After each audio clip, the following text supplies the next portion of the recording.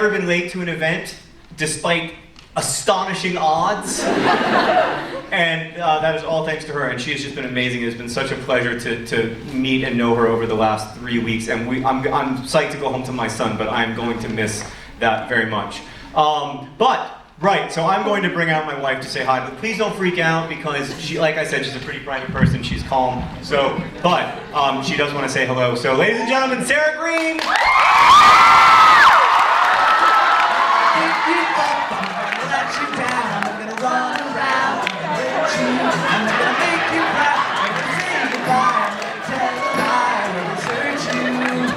Known each other for so long. Your heart's been aching, but you're too shy to say it. It's like we both know what's been going on. You know the game and we're gonna play it. And if you ask me how I'm feeling, don't tell me you're too blind to see. I'm never gonna give you up. I'm never gonna let you down. I'm never gonna run around and hurt you. I'm never gonna make you cry. Never gonna say goodbye. I'm never gonna tell a lie and hurt you.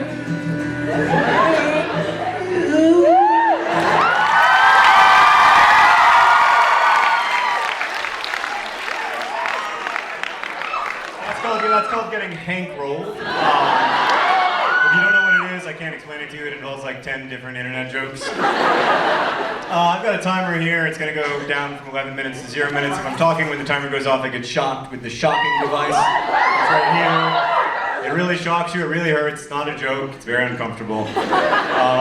But for the next 10 minutes and 45 seconds, I want to answer your questions about The Fault in Our Stars, or maybe my other books. The only thing that I would ask is that you not ask questions that involve spoilers, which should seem obvious, but repeatedly on this tour, people have been like, in Looking for Alaska, biggest spoiler ever, blah, blah, blah, blah, blah. Like, don't do that. Here's an interesting statistic. 99.8% of Canadians have not read Looking for Alaska. It's okay, it's actually a higher, it's not, that's because not many people read books. So try to be respectful of the 99%. Thank you. We are the 1%! All right. So, but I want to answer your questions, and I'll take as many as I can, but try not to be spoilery. Yes? Can I stand up? That's fine. First of all, thanks for coming to Vancouver. So you made a video in Amsterdam talking about like the Oblivion and will anyone really remember what we'll do? Yeah. Remember what we'll do.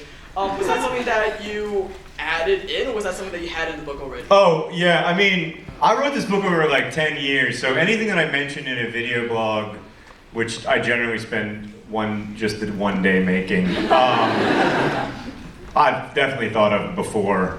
Like it's not like walking around Amsterdam, that thought occurred to me for the first time. I made it look like that because I thought it'd be a more interesting video. But no, I mean, look, it's really like one of the weird things that human beings don't think about because we're so terrorized by the thought is that in addition to all of us dying, everyone who descends from us will die, and there will eventually come a time when there are no people, and there's no one left to remember that we ever did anything. The sun will explode. Unfortunately, I promise we are not going to escape the solar system. There is no such thing as like an earthly eternity. Like that's a fundamentally flawed idea. And so when we live our lives in pursuit of like glory or fame or doing something that will be remembered, we're kind of orienting ourselves in a direction that doesn't actually exist. Because like Plato and Aristotle aren't going to be remembered, let alone us. And we have to be conscious of that because I think otherwise we end up orienting ourselves in a direction that we don't actually want to go, and focusing just on leaving a legacy instead of on trying to be respectful of people who come after us and honor the people who came before us. So, yeah, I think that's important. So that's some what I wrote the book about. Yes, all the way in the back row. Was it difficult to co-author Will Grayson? How often do you guys have to collaborate? So I wrote this book, Will Grayson, with my friend David Levithan. Was it difficult to co-author the book? Sometimes, but our chapters were very separate. Like my chapters were mine and his chapters were his. And then when we were writing together, we sort of knew what we were doing because we had several conversations. And we also spent years in revision on that book.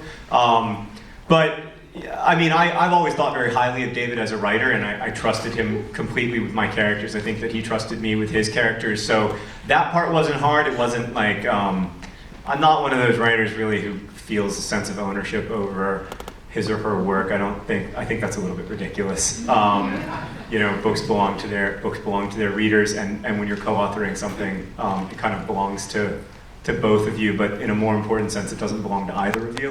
And I think David and I were both pretty conscious of that. Yes? What do you do when you get writer's block? What do I do when I get writer's block? Well, I mean, I generally tell myself that like coal miners don't get to get coal miner's block. I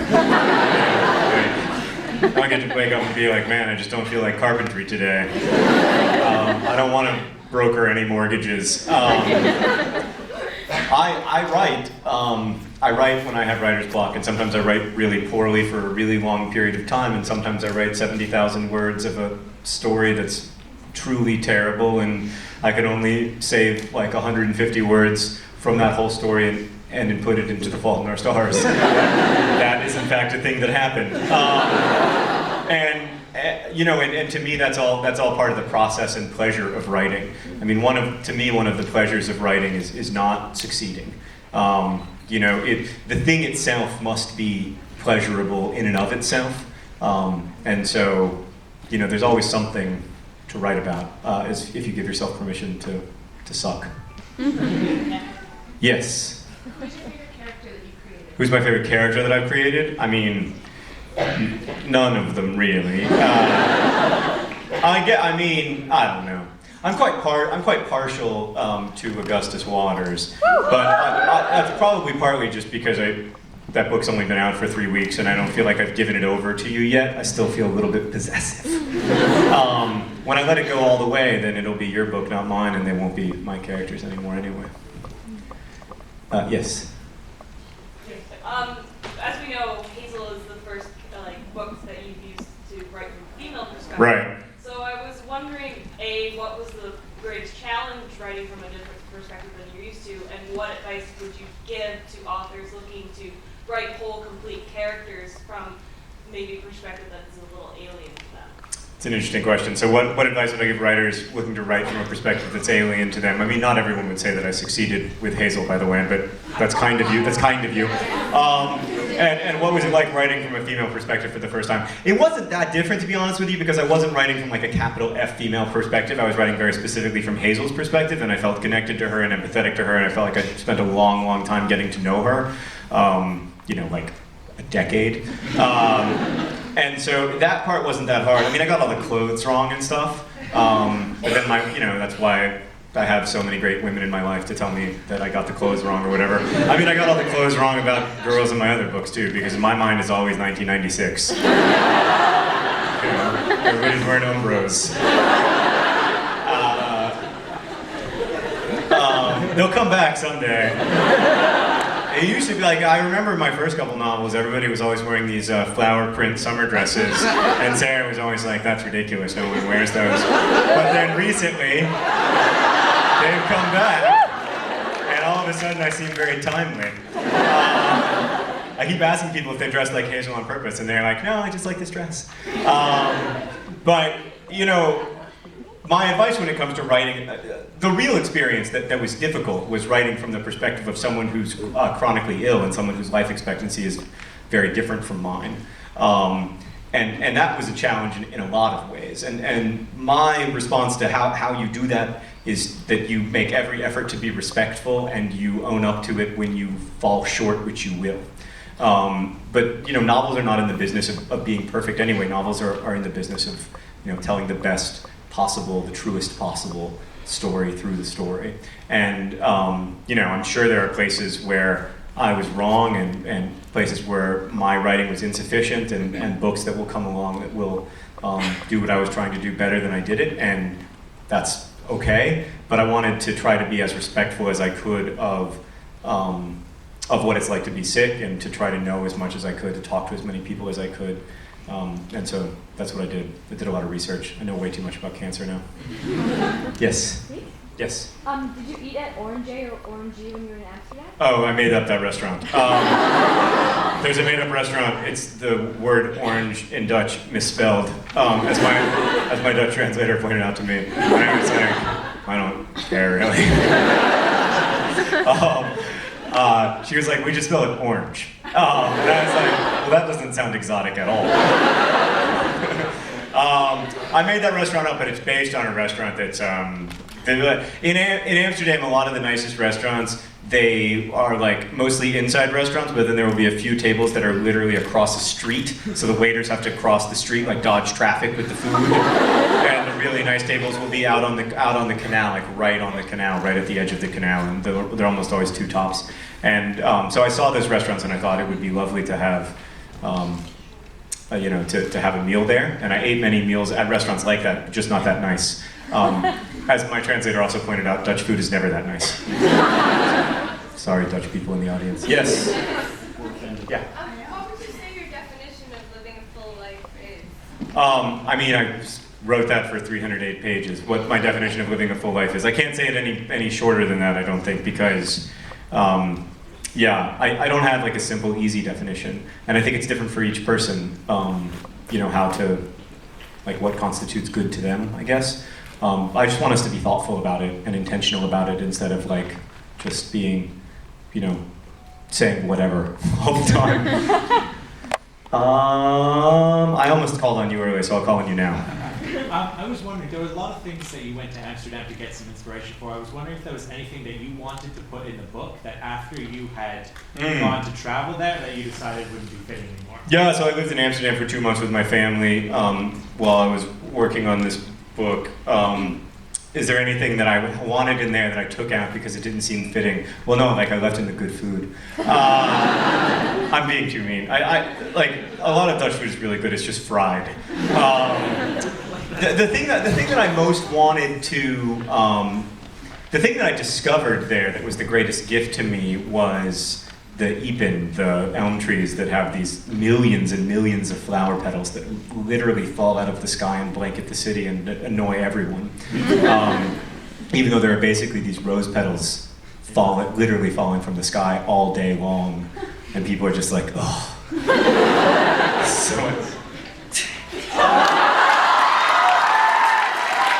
Hank, come punish me. Dang it. Hank? I'm sorry.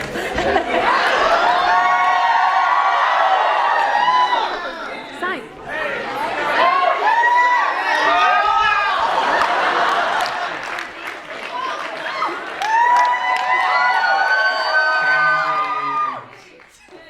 Canada loves the Vlog Brothers. Oh, thanks, guys. So we're gonna answer some questions together for a minute, then Hank's gonna play a couple more songs. Who was the organized person that did that? Whoever's talking at the end of this, Yeah, thank you for being so organized. whoever's talking at the end of this period will be punished. Let's start. Hank, you start calling someone in that side of the audience. Raise your hands. What's your inspiration for songs? My inspiration, that's nice. Repeat the question. Repeat the question. What's the inspiration for my songs? I'm stuck on the mic stand. Being...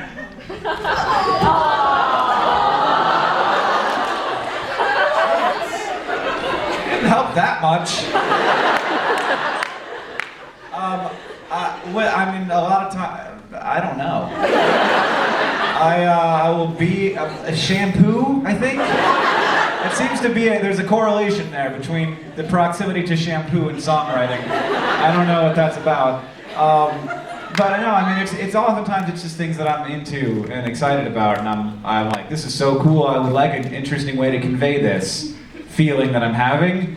And I feel like if I just make a video about it, people will be like, well, that wasn't very interesting. But if you make a song, suddenly it's like, oh, there's rhymes too. I don't know. I did a songwriting panel with Nice Peter at VidCon, and he was like, you know, the amazing thing is like you can take a kind of crappy joke, and as long as it like rhymes with the line before it, people are like, that was an amazing joke. And they're like, well, not really, but in the song it is. So yeah, that was a long-winded I don't know answer. Yes. So I was just wondering, talking about SourceFed and Crash Course, sort of what's your plans going forward? SourceFed is Phil's show, Yeah. but that's also interesting. That's all right. I get the two mixed up. SciShow and Crash Course, what your plans are going forward and sort of what your process is making. So we have these two new channels, SciShow and Crash Course. SciShow is a show that Hank's doing about science, news, and analysis. Crash Course is a show that we're doing together that attempts to educate the world in a series of 9 to 11-minute videos, beginning with biology and world history. We have a team for these shows, which is great, thanks to the largesse of our corporate overlords at Google.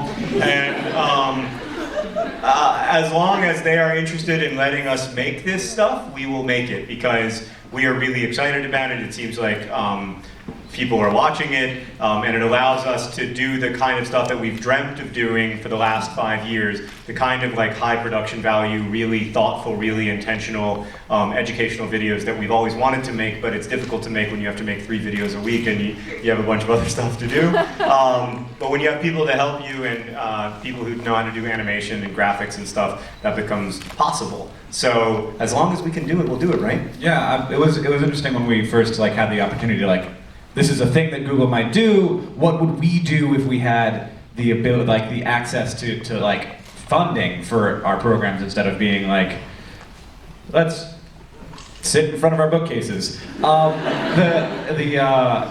Yeah, we had this conversation where we were like, we could do this, and then it boiled down to being like, but we could do something that's like not just awesome, but could also help. Like make the world better and more awesome. Yeah, so like one of the things that whenever Hank and I are having these conversations, which we have frequently about what we should be working on and everything, we are always talking about like, oh, we should do like a fitness show where I get in really good shape and I have this personal trainer and then or like we should do a. Oh God, I had some horrible ones. Yeah, you I forgot what they are now. Well, I remember I had an idea to do sports highlights, but only with Legos.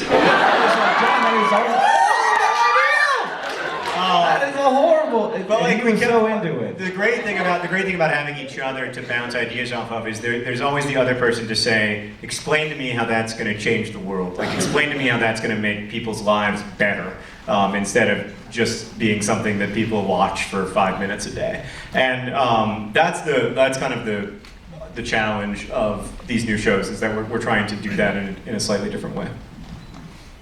Yes. Who's best pony? Who's best pony assumes that I We can watched My contextualize Little that, Pony. which we can't. I'm We sorry. need to watch it.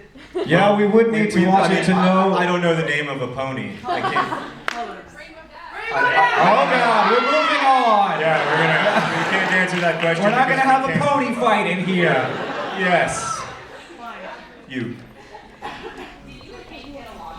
No. The question is, did Hank and I get along as kids? Repeat the question for the nice people over here who didn't Sorry. hear. I mean, well, I left for boarding school when Hank was 11, so we didn't know each other that well past like real childhood, and I don't know, we got along okay. We had our share of fun, but also I did punch you in the face a few times. Yeah, I mean, we definitely fought a lot. And I think Yeah, like, and then I tried to kill you with a hammer. we were very young then. I think that there was definitely a sense of rivalry. I mean, Hank was almost as physically big as I was for almost all of our childhood, and like so there wasn't that typical big brother little brother relationship. It was much felt. Well, much I mean, closer in age. psychologically there was, and I was just so proud of myself whenever I could do something better than you. Right. And then you would immediately explain to me why that actually wasn't an accomplishment. Right. I still do that. Yes. What were your first words as kids? I don't know what my first word was. I don't know either. I think my first word was oceanographer. Moist. And moist. Moist. we have any brain crack ideas right now? Oh yeah. Yeah, we always, I mean, Hank is the worst about this stuff. So, like, Hank has an extraordinary, as you heard me during my introduction, that wasn't a joke. Like, Hank, how many domain names do you own? Honestly. It shows you 50 on the first page. Yeah. And then there's more there. Yeah, and there's other pages. Yeah. So, like, Hank has way too many ideas. He has ideas of extraordinary quality, like the Project for Awesome. Like the best thing about having an idea is naming it. Being like, ooh, that's a good name. Yeah. I'm gonna buy that.com, and then it's gonna cost me $7.95 for the rest of my life. Yeah, because you also never give up. Like, you're like, I had that idea in 1998. It's still good. It might still be a thing. Even though 13 years later, no one's done anything. Yeah, stuffonbabies.com. Stuffonbabies.com. Does anybody want stuffonbabies.com? See, it's a good idea. Just what we need. Another Stuff idea. on babies. Yes. Why haven't we done that yet? Okay, so point being, there's a lot of brain crack floating around between the two of us, ideas that we have that we've never executed, that we never will execute. We try not to hold on to those ideas. We try to do as A. Frank told us to do and let them go, let them out into the world, let the world take care of them. If it's a good and beautiful idea, it will be made and it will be made well. Yes, we still do too many things, particularly this one. I love things. Yes. Yes. So you guys make your videos all very family friendly. Now we do. He's saying we make our videos very family friendly, and we didn't used to, but continue. I'd like to say, borrow a question from James Lipton and say, for both of you, what's your favorite swear word? What's my favorite swear word? I'm quite fond of. I mean, I can't say any of my favorite swear words, but I am quite fond of asshat. I had a professor when I was in graduate school who was a really great guy, Robert Michael Pyle, who was a fairly famous nature writer. He's a wonderful man who often wears a kilt. And he once said to me something really fascinating, that swear words tend to be things that we're ashamed of, and like our body parts or like bodily functions or like members of society that we wish to degrade, and that we need to avoid that. And like I was searching for so long for something that like wouldn't be that, and so what I started to say after that class was poop on a stick, because that's just objectively bad. It's like a weapon. But it's still a swear word, you know? It's like you can't have poop on a stick and be like, well, that's, you know, it's a normal, natural thing. No, it's poop, let's poop on it. So I just poop on a stick. So Toby Turner is the king of non-swear words. Yeah, love him. You should ask Toby that question. Dang it! All the way over there. Yes, you. I've been trying to watch the old Vlog Brothers videos, and in the first year, you asked Hank to make a song about ninjas and pirates. Yeah. For World Peace. And he never did that. Well, I asked my brother to make a song about ninjas and pirates and them coming together in the name of world peace, and he never did that. That is one of Improv. many, many things. Ninjas and pirates coming together for world peace.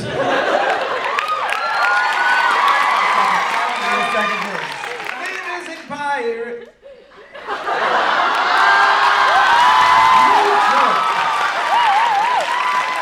He has an amazing sense of time.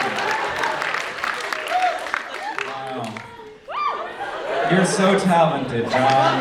You're so very good at knowing how fast seconds go. This does suck. Can we just move to the next part of the show?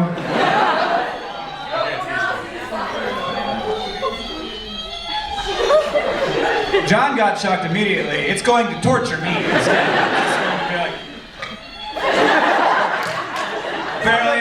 Sometimes it lasts like a minute.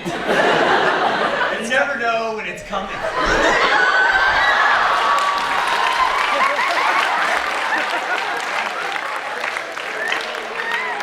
That's my favorite part of the show. Hank, we play a couple more songs for us. So this is our last show. And I don't need this wig anymore.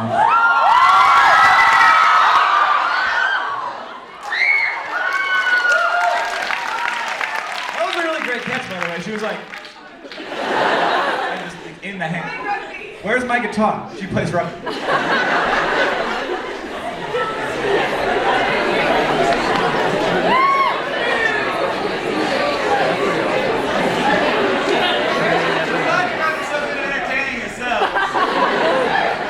Not well organized.